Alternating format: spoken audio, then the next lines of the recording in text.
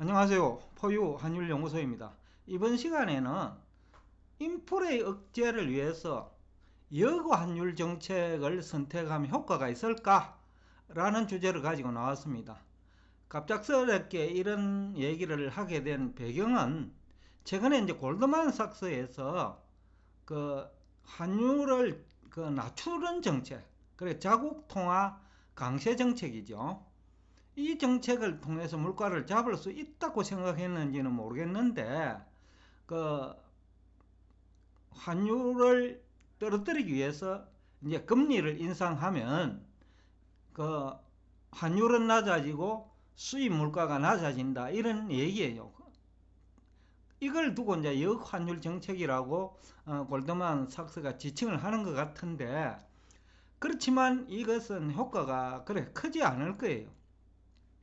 우선은 이제 지금까지 대부분의 국가들은 자국 통화 약세를 유도하지요.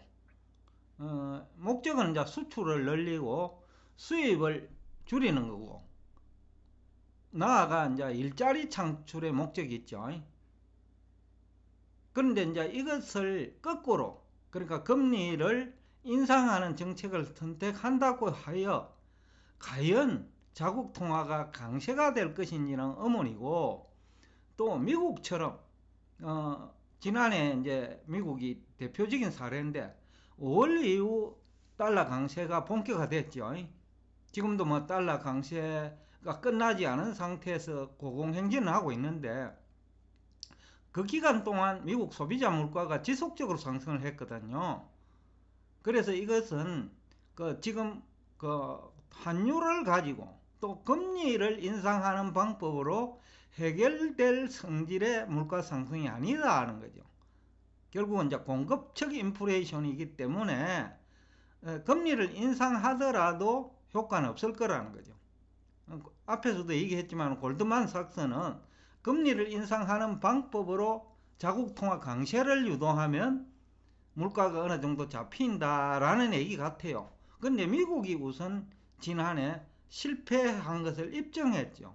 그러니까 자국 통화가 강세가 되더라도, 즉 미국 달러가 강세가 되더라도 물가는 잡을 수 없다라는 것을 보여준 거죠. 공급적 인플레이션이기 때문에 그래요. 수요적 인플레이션이라면 골드만삭스의 역환율 정책이 효과가 있을 수 있어요. 그 다음에 또 하나는 금리 인상 정책으로 자국 통화를 강세 유도할 수 있을지도 의문이에요. 그래야 역환율 정책이 효과가 나타나는 거니까요. 환율이 만약에 금리 인상을 하더라도 하락하지 않는다면, 지난해 한국이 대표적이죠. 금리는 미국보다 빠른 속도로 올랐죠. 그런데 원화가 1년 동안 약세를 보였거든요. 그러니까 금리를 인상한다고 하여 자국 통화가 강세가 될지도 의문이라는 거죠. 그래서 역환율 정책이 효과가 있을지는 의문이다 라는 얘기가 되고, 또 하나는 신흥국 대부분이 외채가 많아요. 한국은 그 케이스는 아니다라는 거죠. 외채가 많다고는 볼 수 없다라는 거죠, 아직까지. 그러나 중국 등은 외채가 아주 많잖아요, 신흥국 대부분이. 그런 국가는 금리가 올라가면, 미국 금리가 지금 올라가고 있으니까요.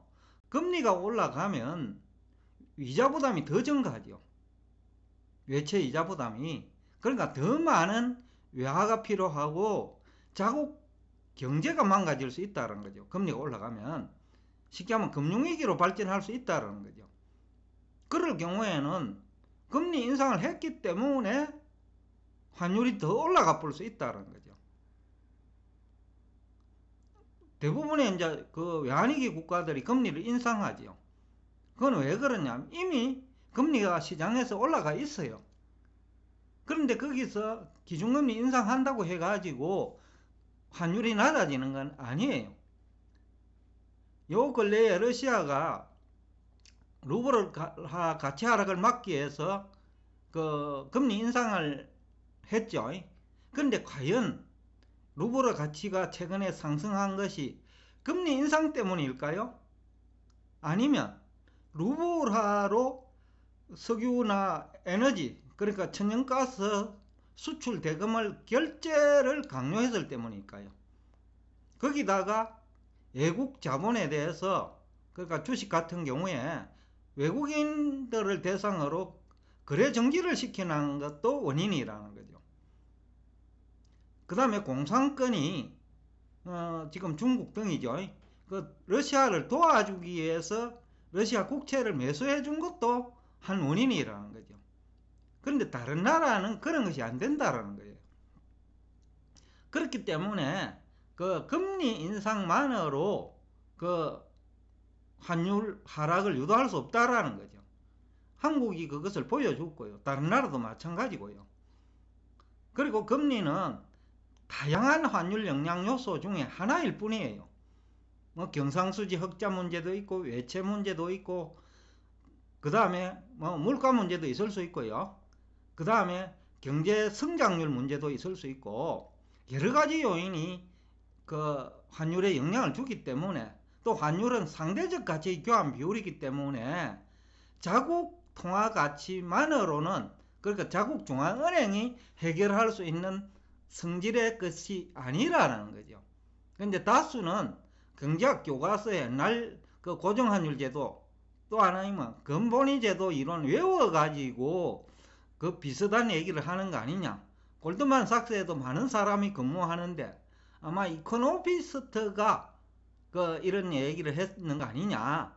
그러니까 금리를 인상하면 환율이 올라가는 것처럼 경제학 교과서를 암기하는 수준의 전문가들 아니냐. 골드만삭스에 엘리트들이 많지만은 거기도 그 내공이 부족한 전문가는 있다라는 거죠. 그렇기 때문에 그 골드만삭스 얘기라고 해가지고 모두 믿을 만한 얘기는 아니다라는 얘기를 하고 싶습니다. 그러니까 금리만으로 환율을 잡을 수 없다라는 거죠. 그 다음에 세 번째, 뭐 앞에서도 얘기했지만은 지금은 공급적 인플레이션이잖아요. 그러니까 환율이 하락해도 수입 물가는 조금은 낮아지겠죠. 그런데 유가 상승을 막지는 못한다는 거죠. 예? 환율 하락은 조금 유도할 수 있어도 유가 상승을 막기는 금리 조금 인상한다고 해결하기 힘든다. 물론 이제 금리를 대폭 인상해버리면 경제가 무너져 버리니까 그거는 또 환율이 올라가 버리죠. 또 적당히 그 금리를 인상한다는 건 굉장히 어려워요. 어느 정도 인상을 해야 적당한 금리 상승인지는 아무도 모른다는 거죠.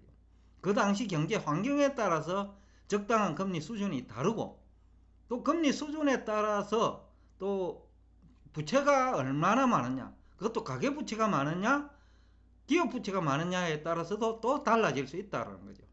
기업부채가 많으면 주식시장이 망가지겠죠. 가계부채가 많으면 부동산 시장이 한국 같은 경우에는 문제가 되겠죠. 그럴 경우에도 환율을 잡지 못한다라는 거죠. 그러니까 그런 복잡한 환율 결정 메커니즘을 모르고 금리 정책을 가지고 역환율 정책을 선택하기는 어렵고 그 효과도 그 어머니다. 오히려 역환율 정책 선택해가지고 경제를 완전히 망가뜨리고 외환위기로 발전할 수도 있고 물가는 급등할 수도 있다라는 것이 포유환율연구소의 분석입니다. 앞에서도 얘기했지만은 부채가 이제 기업이 많을 경우와 가계가 많을 경우에 이제 다르기는 한데 어느 쪽도 금융위기로 발전할 우려가 있다. 그렇기 때문에 환율은 오히려 금리를 올렸기 때문에 환율이 큰 폭으로 상승하면서 물가는 더 올라갈 수 있다 라는 얘기를 하면서 여러분과 대화를 여기서 끝내겠습니다.